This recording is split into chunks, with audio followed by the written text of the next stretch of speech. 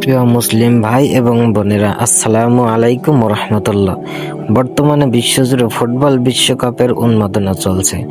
মানুষ দল নিয়ে আলোচনা করছে, প্রিয় খেলোয়াড়দের নিয়ে ব্যস্ত সময় পার করছে। এই বিষয় নিয়ে আজকে আপনাদের মাঝে কিছু কথা বলতে চাই। ইসলাম খেলাধুলার বিরোধিতা করে না, বরং শরীরকে সুস্থ ও শক্তিশালী রাখার জন্য বৈধ খেলাধুলাকে আরো উৎসাহ দেয়। কিন্তু প্রশ্ন হলো তখন যখন বিশ্বকাপের এই উন্মাদনা আমাদের আল্লাহর হুকুমকে দূরে সরিয়ে রাখে। আল্লাহ তাআলা পবিত্র কোরআনুল কারীমে জানিয়েছেন, ওয়ামা খলাকতুল জিন্না ওয়াল ইনসা ইল্লা লিয়াবুদুন। আমি জিন ও মানুষকে শুধুমাত্র আমার ইবাদতের জন্য সৃষ্টি করেছি। ভাইরা, খেলা দেখা হারাম নয়, কিন্তু যদি খেলার কারণে ফরজ নামাজ ছুটে যায়, কোরআন তেলাওয়াত বন্ধ হয়ে যায়, পরিবার ও সমাজের দায়িত্ব অবহেলিত হয়, তাহলে সেটা খেলা আমাদের জন্য গুনাহের কারণ হয়ে দাঁড়াবে।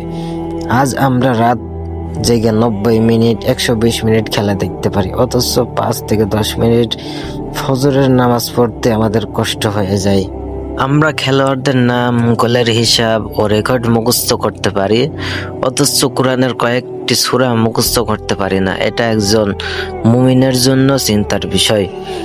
রাসূল সাল্লাল্লাহু আলাইহি সাল্লাম বলেছেন, কিয়ামতের দিন বান্দার পা এক কদমও নড়বে না যতক্ষণ না তার জীবন কোথায় ব্যয় করেছে সে সম্পর্কে জিজ্ঞাসা করা হবে। তাই বিশ্বকাপ চলাকালীন মুসলিম যুবকদের কয়েকটি বিষয় বিশেষভাবে খেয়াল রাখা উচিত। আমরা অন্যান্য দেশকে ভালোবেসে নিজের দেশে অন্য দেশের পতাকা উত্তোলন করি, এমনকি লক্ষ লক্ষ টাকা খরচ করি, কিন্তু আল্লাহর রাসূলকে ভালোবেসে আমরা 5 ওয়াক্ত নামাজ জামাতের সহিত আদায় করতে পারি না। প্রিয় ভাই এবং বোনেরা, এই সময় আপনাদের কয়েকটি বিষয় খেয়াল রাখা উচিত। প্রথমত, 5 ওয়াক্ত নামাজ জামাতের সহিত আদায় করতে হবে। দ্বিতীয়ত, খেলার প্রতি ভালোবাসা যেন আল্লাহ ও তার রাসূল সাল্লাল্লাহু আলাইহি সাল্লাম এর ভালোবাসাকে ছাড়িয়ে না যায়। তৃতীয়ত, অশ্লীলতা, গালাগালি, ঝগড়া বিবাদ ও দলীয় বিদ্বেষ থেকে দূরে থাকা। চতুর্থত, প্রতিদিন কিছু সময় কোরআন তিলাওয়াত ও ইসলামী জ্ঞান অর্জনের মধ্য দিয়ে পার করা।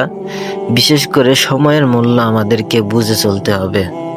মনে রাখবেন, হারানো ম্যাচ আবার দেখা যায়, কিন্তু হারানো জীবন আর ফিরে আসে না। প্রিয় ভাই এবং বোনেরা, আজ যাদের জন্য আমরা চিৎকার করছি, তারা আমাদের কবরের অন্ধকার দূর করবে না। কিয়ামতের দিন আমাদের প্রিয় দল, প্রিয় খেলোয়াড় কেউ আমাদের সাহায্য করবে না। সাহায্য করবে শুধুমাত্র ঈমান, আমল ও আল্লাহর রহমত। আসুন আমরা বিশ্বকাপ দেখলেও ইসলামের সীমারেখা অতিক্রম না করি। খেলা যেন আমাদের ঈমান, নামাজ ও আখিরাতকে গ্রাস না করে। আমরা দুনিয়ার আনন্দ উপভোগ করব, কিন্তু আখিরাতকে ভুলে যাব না। আল্লাহ তাআলা আমাদের সবাইকে সময়ের সঠিক ব্যবহার, নামাজের হেফাজত এবং ঈমানের উপর অটল থাকার তৌফিক দান করুন। আমিন। আসসালামু আলাইকুম ওয়া রাহমাতুল্লাহ।